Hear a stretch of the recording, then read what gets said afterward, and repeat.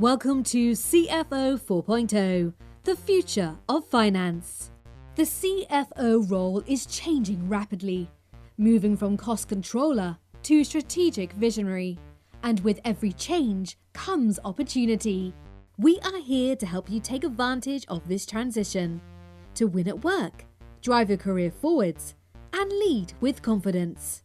Join Hannah Munro, Managing Director of ITAS, a financial transformation consultancy, as she interviews key experts to give you real-world advice and guidance on how to transform your processes, people, and data. Welcome to CFO 4.0, the future of finance. Hello, everybody, and welcome to this episode of CFO 4.0. With me today, I have Tom Miller, who is the FD of Illuma Technology, and we're going to explore a number of topics on the podcast. So welcome, Tom. Thank you so much for joining me. Thank you very much. Honoured to be invited, Hannah. So tell us a little bit about yourself, Tom. How did you end up at Illuma? So my journey sort of into the world of being a CFO was sort of slightly unconventional. So at the start of my career, I began life training at a Big Four, but very quickly realised that it was sort of the wrong time, wrong place for me to be, sort of fresh-faced out of university. And within a year, I'd moved on, and I wound up working in a sort of financial controller type role for a couple of investment banks. I did that for sort of 2.5 years before, again, I realised it just wasn't quite the right environment for me. It wasn't fulfilling. I wasn't really enjoying it, didn't like the environment. And then an opportunity came along during a brief period of unemployment to join a startup that one of my wife's really good friends' husbands was part of. He was the second person there. He was going on holiday, and he said, do you fancy joining? And I thought this sounded really interesting. So I said yes. And I wound up staying there for just over 10 years. It was a business called Uniled Solutions. They were a service and maintenance business operating in the digital out-of-home media sector. So we had a team of engineers, both on the ground and remote, that were repairing faults and issues on these humongous LED billboards that you've probably seen close to where you live. There's loads of them in London and other cities. And I joined that business as a startup. And because I'd had the background working, in a Big Four accountancy firm and in the city and doing finance, it made sense that I wore the CFO hat, as it were, as well as many other hats. And I picked that up and ran with it, and sort of along with doing many other things, as you would expect to do in a startup. As the business started to scale rapidly, and we grew from, just a few employees to almost 70 at one point, it became obvious that, I couldn't do everything, or couldn't do as many things as I was doing before that point. So my focus 100% became on being the CFO of the business. I'd done it along with other things, but I was then 100% focused on being the CFO. And obviously, as a business grows, it needs a bigger team. It needs some of the controls and processes that you would expect as part of a bigger team. You need to get involved in things like fundraising and modelling and budgeting and forecasting and all of those sorts of things that we associate with being a CFO. So that's how I sort of grew into that role. And, I realised very quickly that it was something that I absolutely loved and enjoyed doing. It was better than any of the other things that I had been involved in up until that point. I love the fact that, you are essentially the co-pilot of the CEO. You get involved in a lot of commercial aspects of the business, the strategic aspects of the business, that really adding enormous value across the board. And of course, I liked all the geeky things that you would expect as being a CFO, the analysis, breaking down the numbers, forecasting, all of those sorts of things as well. So, I really sort of got into the role and got my teeth into the role and evolved into, a sort of startup, scale up CFO. Then COVID came along, and we all remember that. And I think a lot of the CFOs that may listen to this podcast will be able to relate to that and understand how much of a challenge it was. Well, really, it was my sort of crucible where I really sort of earned my stripes as a young CFO, going through a very stressful time. But it really helped forge me as a CFO. But coming out of that period, the business Uniled that had grown so significantly, unfortunately lost one of its big clients, which really sort of chopped a couple of the legs from underneath the business, and we were really in quite a desperate position. But very quickly the business recovered from that. What we had done before that is set up another company that operated in the ad tech space. It was a software business, far more frictionless, a lot easier to run in many ways. And the owners decided that they wanted to focus on that. So the opportunity came along to sell Uniled Solutions. So we started that process, and eventually 2 years ago in the summer, we sold one of the businesses. And after that point, I decided I'd been there for 10 years. It was a long time. I'd done as much as I possibly could. I'd taken the company as far as I possibly could. And an opportunity to join Illuma came along after a few months. I helped with the transition to new ownership within Uniled, and this wonderful opportunity at Illuma came along in the spring of 2023. And yeah, look, that's where I've been since. I've been there just a little over 18 months now. And yeah, that sort of, I think, takes us up to where we are now. And there's loads I want to explore in that. So, and I think everyone that was in any kind of senior or C-suite role within COVID will understand how much of a challenge that was for so many businesses at all, from all aspects. So, when you think about the CFO role, what did you learn about coping with volatility during that COVID period? What was it that you, I guess, you took away from that you now apply to the business today? It's a very good question. I think it's learning to be resilient. If you can, in fact, learn that, I think it's a quality that some people will have naturally, others may not and need to learn it. So it's that resilience of going through what is a very, very stressful and sort of once in a century event, a black swan event. So I think the key thing is showing that resilience. It was a very stressful time. There was pressure on cash flow. The business had to negotiate a reduction in its revenue. The rates we were being paid by clients, all of the familiar things that a lot of people will be able to relate to. So I think it was that resilience. I think it's also an opportunity for you to demonstrate leadership as a CFO. People in the business are looking to you to help the company get through this difficult period. And it's really an opportunity, I think, for the finance function to shine, because now you're front and center. All of a sudden, you're helping to keep the business alive through a very difficult period in which there is going to be a contraction of revenue. You are going to have difficult conversations with staff because people are going to go on furlough or they're going to have a reduction in their wages. It's all those difficult conversations that you've got to have. And I think it's an opportunity, again, for you to step up and show leadership. So, they're sort of two big qualities that I would say I learned from that period, and I would take into another similar experience, hopefully not of that magnitude, but, when all businesses go through difficult periods, it's how you how you're able to cope with it. And it's those two skills. It's resilience and leadership.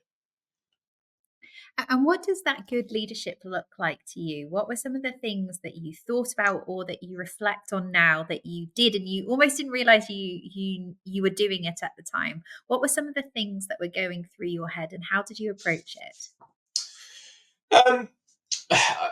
I think it was putting on a brave face is an important part of it. I think, when you are in a leadership role, I think you need to be demonstrating that you even if you may feel the stress, and you might have a million things going around your head that you're worried about or concerned about, putting on a brave face, I think, and that ability to, when you're speaking to someone in the business and they're asking you questions about what's going on, you can show that you have things under control, and that you're not succumbing to what the pressures that are inevitably there. I think also being able to motivate people through a difficult period as well is very important. So, I think it may be something that was, said a lot during that period, but there is light at the end of the tunnel. I think everybody knew that we were going to come out of this difficult period surviving. Very early on, we started to speak to a lot of banks about a loan. We did that almost from the get-go, and we were fully focused on that. And I think it became clear after about 2 or 3 months that we were going to secure a loan, and the business was going to be able to survive and get through what was a difficult period. So that putting on a brave face, not necessarily letting any of the stresses or strains show is one of the most important things. Motivation and being able to explain to people that we have got a good business here. We will get through this difficult period. There's a light at the end of the tunnel. Better times are coming, and that was true, and it was borne out in the end. There were difficult decisions that had to be made, as there were with any business, but that I think they're two very important aspects, I think, of leadership in that situation that you need to be able to demonstrate. And obviously, cash flow was a major challenge within COVID for a lot Yes. of businesses. What did it teach you about managing an effective cash flow, and what, I guess, thoughts do you have on that side of things? Yes, of course. And, I think it's worth saying before I answer that, as again, I'm sure a lot of CFOs will know, no matter what, you are responsible for making sure that the business doesn't run out of money.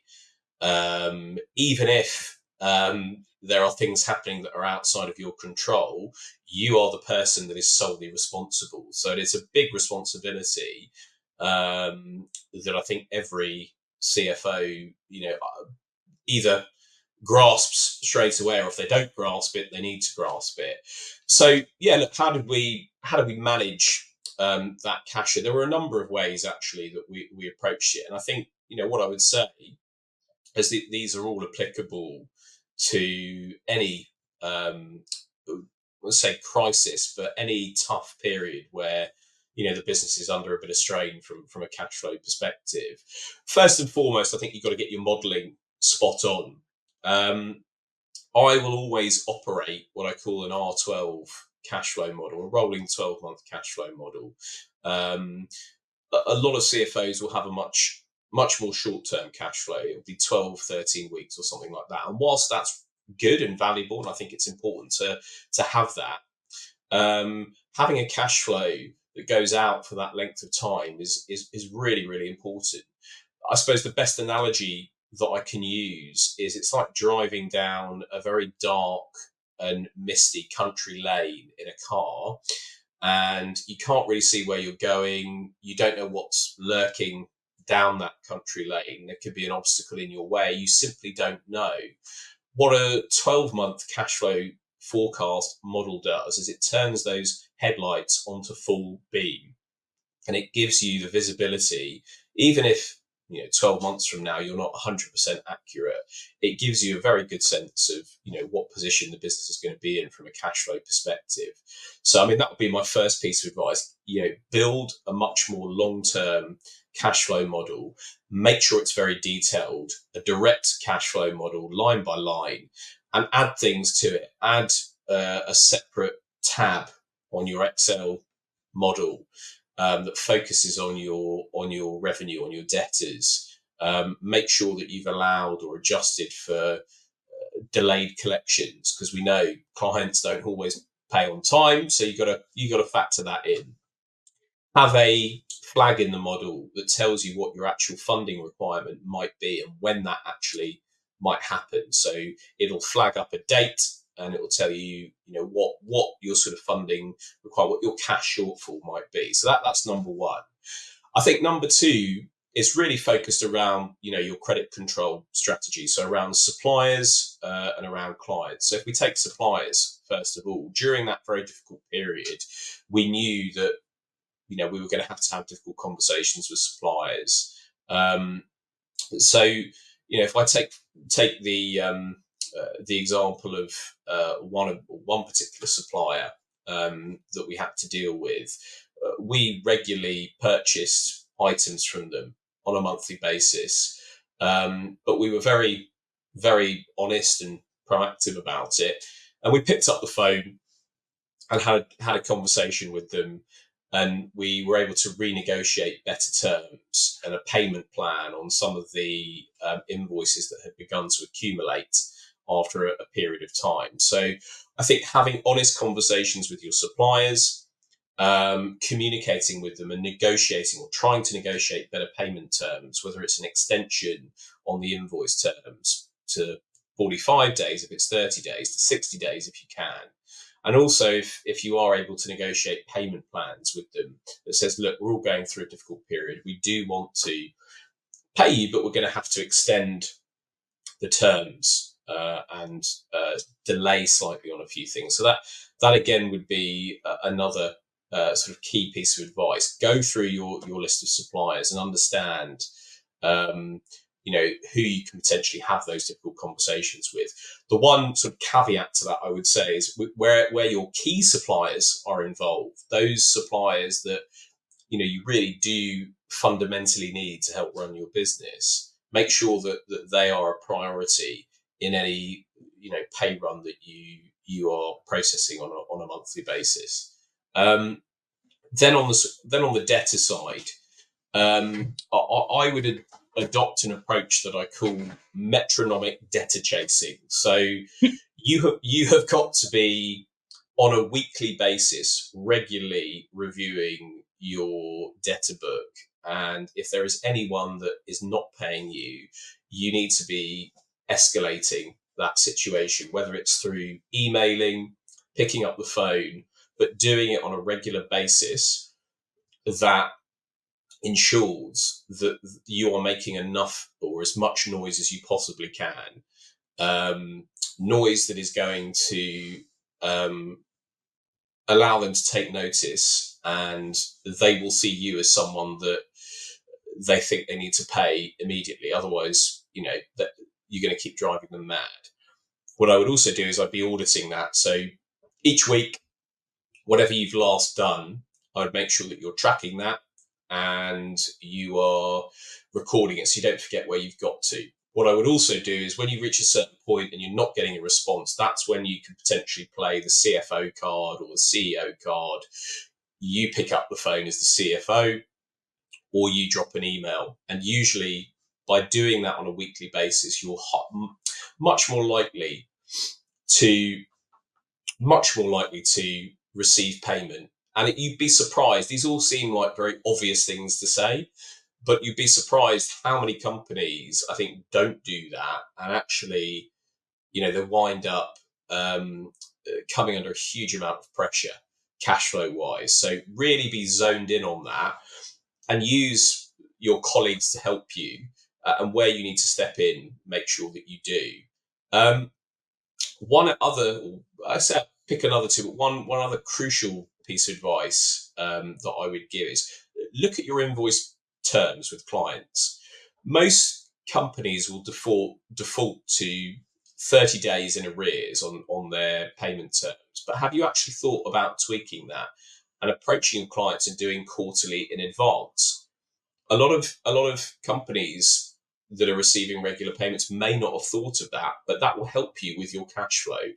And you would be surprised how many clients are open to it and prepared to accept it, particularly if you are in a service-based business where there is recurring revenue, and particularly where you as the supplier are deemed a key supplier. So admittedly, it might not be applicable for all companies in all sectors, but where it is and where you've got those circumstances, just a small little tweak like that might actually be accepted. And if you're being paid quarterly in advance, obviously that's a massive boon to your cash flow. So it's about, trying to do as much as you possibly can on the debtor and collection side, as much as you possibly can on the supplier side. And key things are being very detailed with what you're doing on the collections front, communication, picking up the phone, maintaining a good, strong relationship with your suppliers because you don't want to anger them. They're the sorts of things that I think are important. The last thing that I would say, cash flow wise, again, it might be more COVID related, but it probably is applicable, I would say, to other situations. But we know that a lot of companies can potentially get into an arrears situation on their taxes, whether it's PAYE, VAT, corporation tax. Whilst during COVID, HMRC were very open to what are called time to pay arrangements, and that the sort of golden era of those time to pay arrangements is probably now past. It's worth exploring that with HMRC. If you do get into a situation where you are late in paying some of these business taxes, rather than ignoring, front foot it, pick up the phone to HMRC, explore a time to pay arrangement, and see what sort of a deal you can get. It does often, there's a little bit of luck involved. It could depend on the officer that you speak to and what mood they're in. It may also depend on, the situation at that particular time and, how good your negotiating skills are as well. So that's obviously something that is a key skill, but that's also an area to explore. So don't panic if you get in that situation. Pick up the phone to HMRC. Again, key theme is communication, regular communication.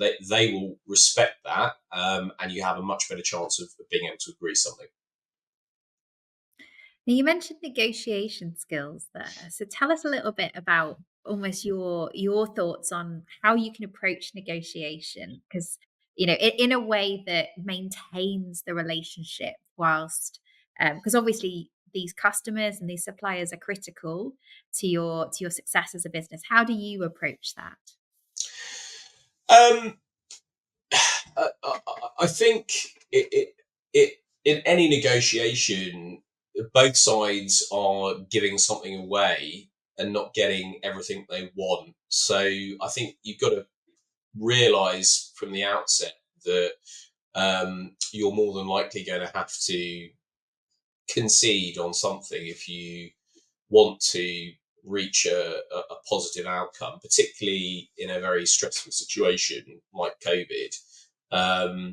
So I think, in any negotiation, you certainly want to be starting in a position that is a lot further ahead than where you perhaps want to end up at the end of the negotiation. And using the example of COVID, I'll move away from suppliers, but let's move on to landlords. We had a building that we were renting. We had a pretty long lease.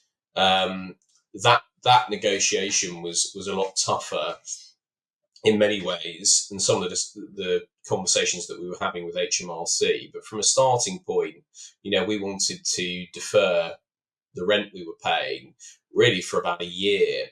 And so when I went into that negotiation, I was sort of pushing for an 18-month freeze on paying our rent. It was paid quarterly, so that didn't really work out as 18 months. It was a number of quarters. But my starting position on that was to really start with a much more advantageous outcome for us than where you probably expect or where you'd like to be. Again, seems like an obvious point, but I think it's also trying to gain empathy with the other side, and for them to realise the sort of situation you're in, and to try and demonstrate to them that it's in their best interests if you're prepared to agree to the proposal that you're putting forward. Again, with going back to the HMRC negotiation, we had got into a position during COVID where the uni-led business was in arrears, and it became apparent quite early on that we were going to have to agree to negotiate one of these time to pay arrangements. So, again, our starting position was for a much longer period than we expected, or that expected to get, or we'd be able to cope with from a cash flow perspective. And actually, in the end, it was quite a successful strategy because both the landlord and HMRC were open to that and could empathise with our position. They realised that it was in their interest to accommodate some of the things that we were asking for. So yeah, it's they're kind of some of the ways that I approach it. Again, it's nothing, I think, revolutionary, but just sort of speaking from my experience. And I think I really like the fact that you go into it with a clear view of where you want to be. And I think sometimes it's not just about where you could get, it's as much about what's acceptable for you and where you need to be in order for this to be seen as a success. And sometimes I think people go into negotiations without actually knowing where they need to end up, which is always a challenge. Agreed. That's spot on, Hannah. I think you absolutely, in any context, you absolutely need to know where you want to be from the outset. There's no point going into any negotiation if you don't understand that, because you will not succeed, and you will end up potentially in a worse position. So I think that's very wise counsel. Hey Google, what's the best accounting software for my business? Give it a couple of years, and I bet you she'll be able to answer you pretty accurately. But for now, it's still one of the few questions Google can't give you an answer for. But we can. Take our free quiz and find out which Sage product is the right fit for your business. Just head to itassolutions.co.uk. And so we've talked a lot about negotiation for cash flow, and obviously negotiation. So talk to me a little bit about how you manage costs, how you approach cost control when you're working with a business, and what are you doing now that I guess that might have been influenced by COVID? Yeah, on the cost control side, look, it's always again a sort of, if you like, one of the key skills that you're expected to master as a CFO. You're someone that is always seen as responsible for making sure you manage the cost base of any business in a responsible way. And I think, tying that into negotiation, a very good example is when you come to put your budgets together for the year. There's always going to be some negotiation there. That's why it is such a key skill, because there are going to be different types of characters in any business that, will not necessarily make it a difficult process, but of course they're going to want to secure more money for their division, their team, and they've always got the justification for it. They're always going to push or try and push as hard as they possibly can. So, when it comes to cost control, I think negotiation is very relevant there, and you've got to be able to not concede too much, but also you don't want to bat away any requests, because at the end of the day, the business does need to spend money, but it needs to do it in a responsible way.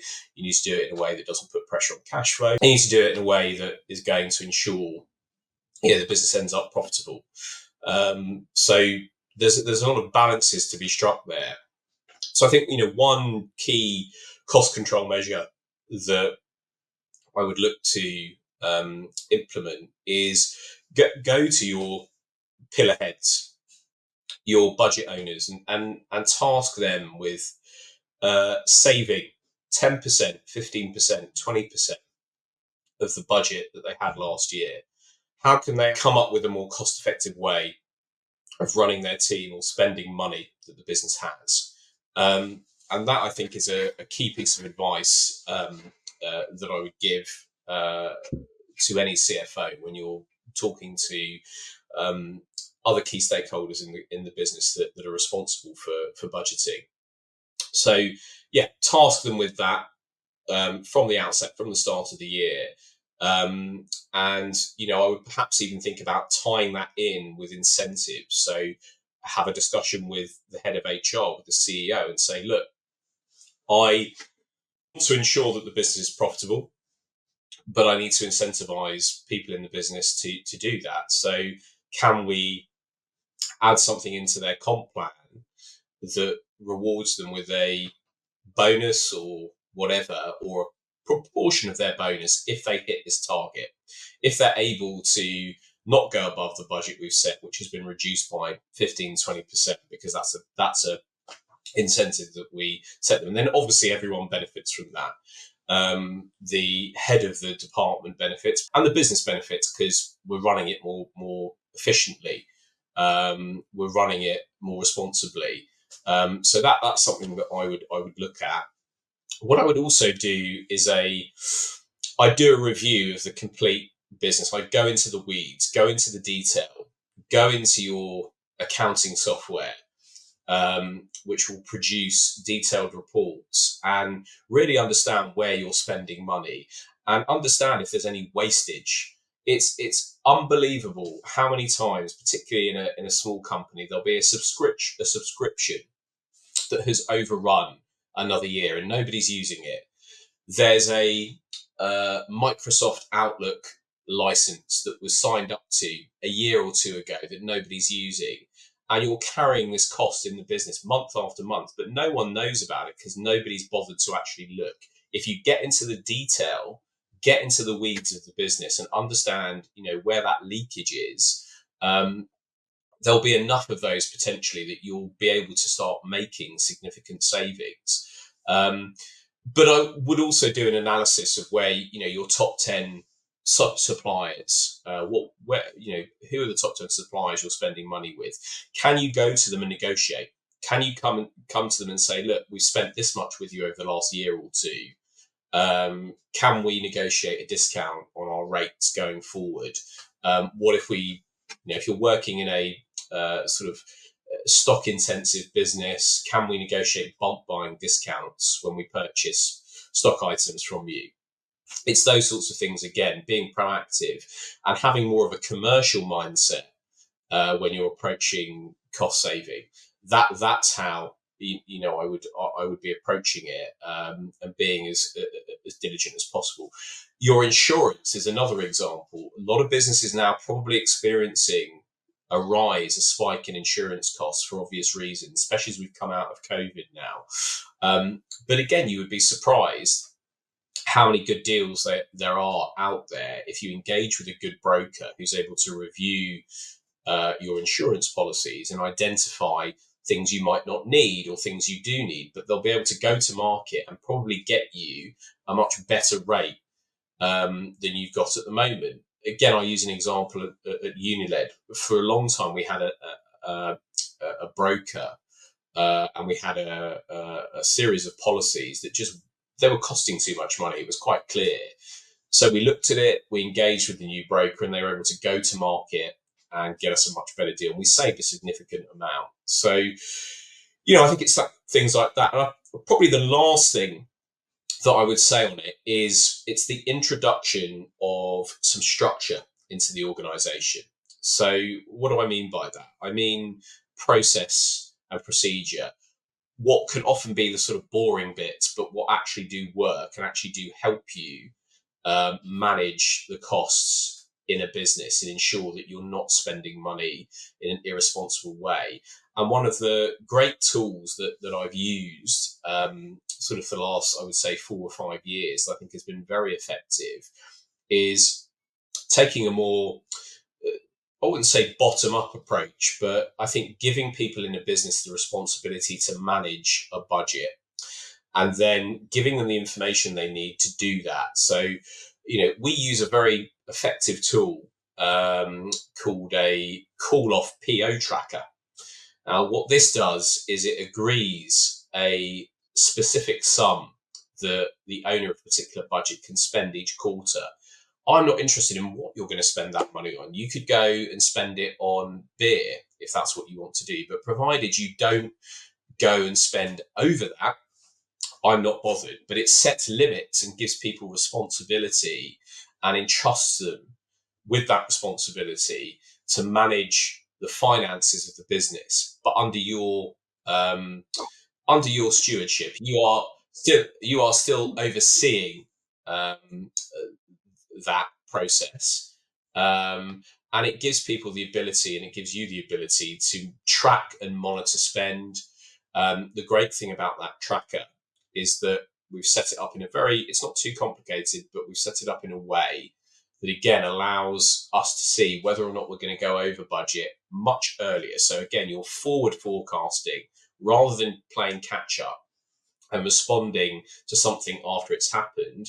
You're able to see much further down the line whether or not a particular budget is going to go over, and you can then very easily take corrective action there to make sure that you're not going to go over. So you have a conversation with the budget owner. Another sort of key part of this, which again ties in with the negotiation, is when you set a budget for the entire business, it's obviously diced up into each different budget. Now, it may become quite clear as you progress through a quarter that there is a particular budget that has been underutilized. There's plenty of slack in that budget. It's just not being used at all. So you can then be quite smart about budgeting. And if it is apparent that you are going to go over in another area, whether it's your travel, your marketing, whatever it might be, there's no need to actually panic because it's quite clear there's some budget available elsewhere. And it's then about having a conversation with the budget owner of that particular budget and the owner of the budget where there's potentially going to be some overage, and negotiating and saying, can we swap, or can we bring over some of that budget so that when that particular budget owner is free to spend and go over, and we're not actually going to get ourselves in a very difficult, hairy situation. So it's those sorts of tools and that sort of approach to running your budgets and forecasting that I think are quite key to cost control. There are plenty of others, but just sort of focused on those as the key ones. And you said something quite interesting earlier. You talked about how during crisis, finance comes to the forefront of the business, and yes. And I think it absolutely does. When there's a challenge around stability or volatility, it absolutely is finance's role to step up.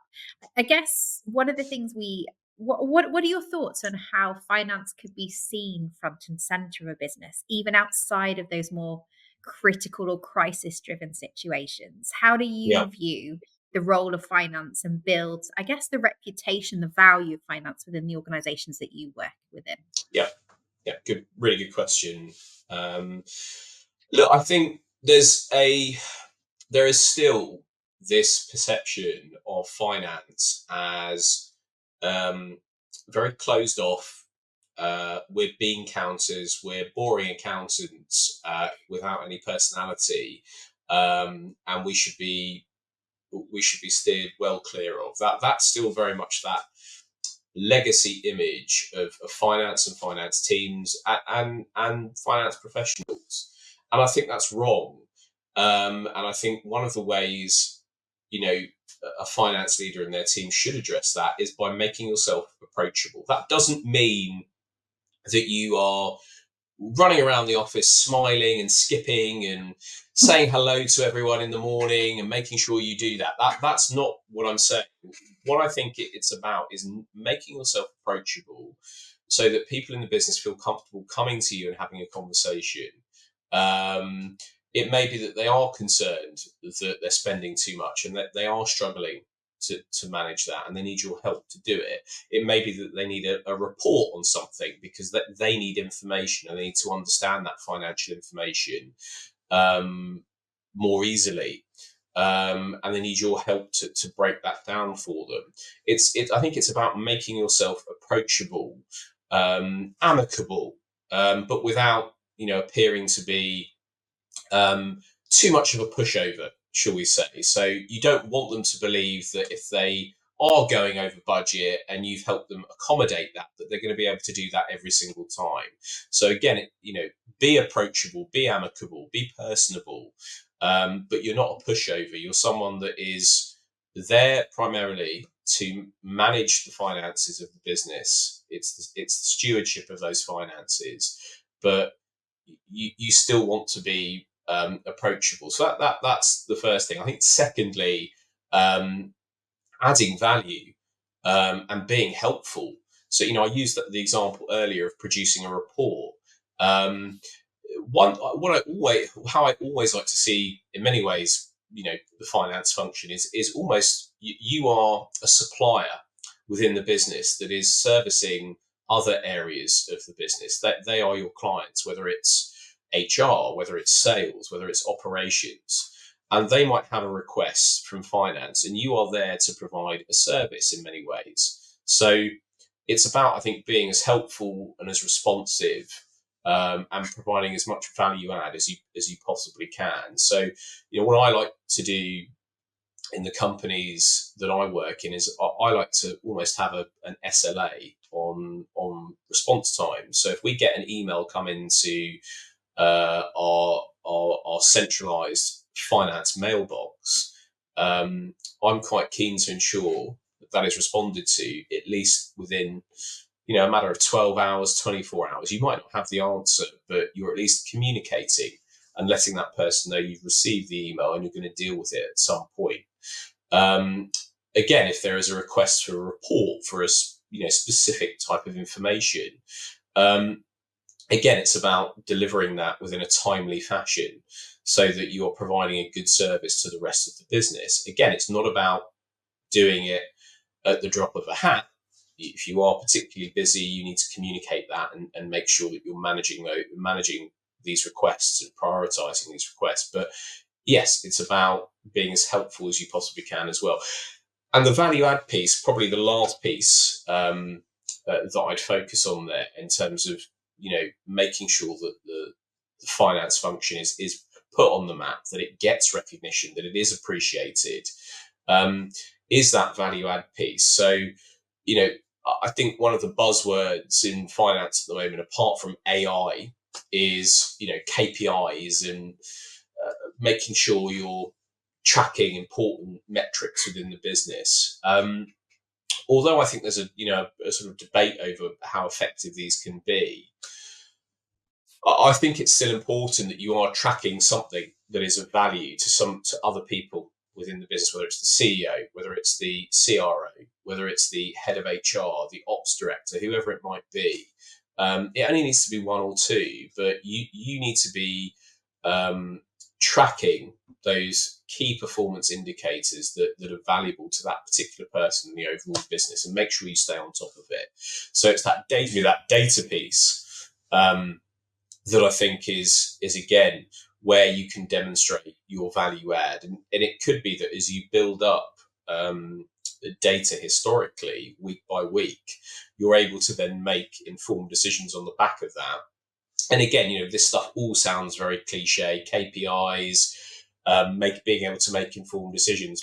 it actually does work in a lot of instances. So it's not a foolproof solution for a lot of situations in any business, but it does often work. So I think, again, demonstrating your value. One last thing, I know I said before it was lost, but one last thing I would say, although, again, I think I've reached a point in my career where I probably don't necessarily think that this is good, I still think in certain SME organizations, your ability to wear many different hats and add value to other departments is really important. I think it's something that I still do a little bit of at Illuma, not as much as I did when I was at Unilever, but where you can perhaps add a bit more value. It could be putting together a sales proposal or helping on the production of a sales proposal, looking at the pricing strategy of the business and understanding if there's anything you can do to help on that front. It could be, helping on the legal side, so reviewing a contract that the company has been sent by a potential new client. Whatever it might be, I think it's about being able to demonstrate your added value by helping with other areas of the business, and that is, I think, far more applicable and relevant at an SME size organisation. Obviously, as you grow significantly, that isn't always going to be possible. But they're sort of really, I think, the sorts of things that you can do as a finance leader, or even not necessarily as a leader, but someone who works in a finance role as a finance professional, to really put yourself on the map and really get the rest of the people in the company to see you as valuable and appreciate you. I think there's a huge amount in that. We used to talk about the T-shaped finance person, so that ability to have a deep level of skill in a particular area, but a reasonable level. And I think it's not just about finance capabilities, as you said. It's how can you bring that operating knowledge of other areas and other departments in to really almost put finance into context and add some value there. So I love that. And we are rapidly running out of time. So I'm going to finish this podcast. And, as an avid reader, I love a good book recommendation. So for those CFOs out there, what's your book recommendation for today's podcast? My book recommendation would be Never Split the Difference by Chris Voss. I'm sure you may well have read it. I'm sure lots of other people may have already read it. But if you haven't, please do. I read this book on holiday this year, actually. I'd been recommended it by a mentor who I'd worked with at Unilever, an absolutely fantastic CFO called David Bloom, who I worked with for a few years towards the end of my time at Unilever. And he'd recommended it to me. It had been on my reading list for ages, and I'd never got round to actually ordering it and reading it. And you know what? I thought, I'm on holiday this year. I do need something to read. So I'll order it. And did so, and it blew my mind. I thought it was absolutely brilliant. Chris Voss was an ex-FBI negotiator. He reached the very top of that profession. So, he was in very high-pressured situations, negotiating the release of hostages, and realised very quickly that, being in that situation and having to negotiate for people's lives, essentially, it gave him a skill set that was applicable in so many different contexts. And obviously one of those contexts is business. So, he gives some very, very practical tips and tools, which I won't go into because I won't spoil it. But I would recommend that if you are looking to brush up and improve your negotiating skills, it's a book that's well worth reading. And I think, again, I've touched upon it earlier on in the podcast, but negotiation is a key skill for any finance leader to master, that without doubt.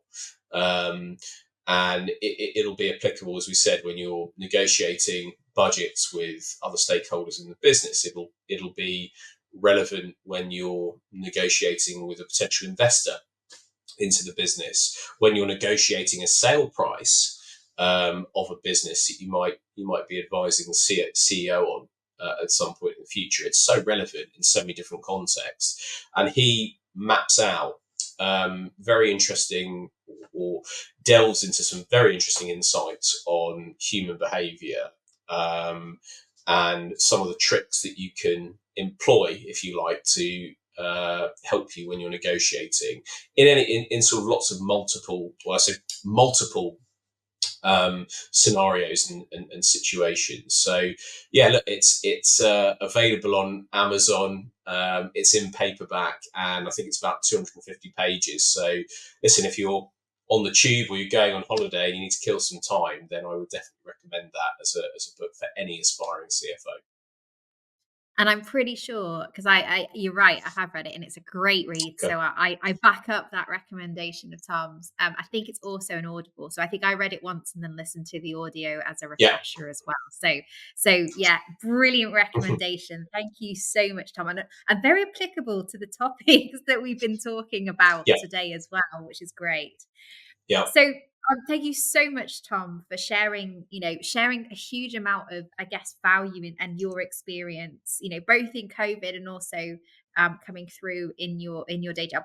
If our listeners want to learn more about you or the organization that you work in, where's the best place to find you?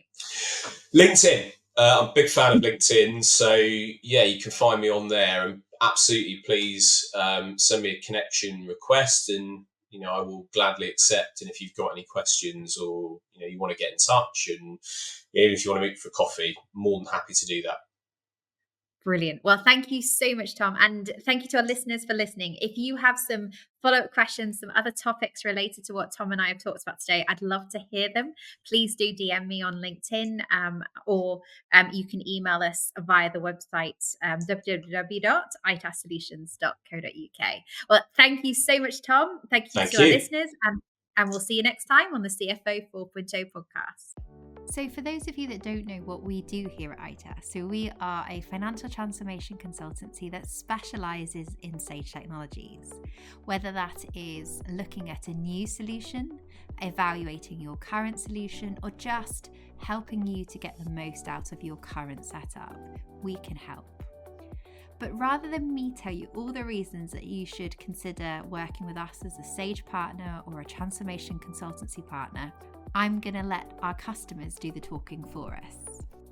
ITAS were there from the sort of get-go, helping us, talking through what the process was going to involve, setting expectations, making it clear that how much work we were going to have to put in to make sure that the project was a success at the end. And then talking us through all our different options, looking through our current processes, making us reevaluate what was important, which elements we wanted to move across to the new system, how we wanted to configure our new system, and also kind of making us sit back and really think about what is the success of this project. When we get to the other end, when we finish the implementation and we're in the system, what's success going to look like? And actually, putting that question back to us and really making us sit down and think about what is it that we are looking to gain from this whole process was really useful internally, making us really think about the key objectives and which areas to maybe prioritize over others. It was also really helpful sitting down and thinking about it rather than one big, huge project, actually splitting it down into different phases, sort of smaller bite-sized chunks, which made it seem a little bit more achievable within the time. And then thankfully, ITAS have been super flexible with us during this process, because it happened to coincide our implementation with our first ever financial audit, which just took up huge amounts of our time that we didn't expect. So we did have to slightly push back some of our go live dates, and thankfully ITAS were accommodating and actually helped us navigate through that process. And I'd like to say that thankfully we're out the other side of our first phase of go live, and loving the move to Intact.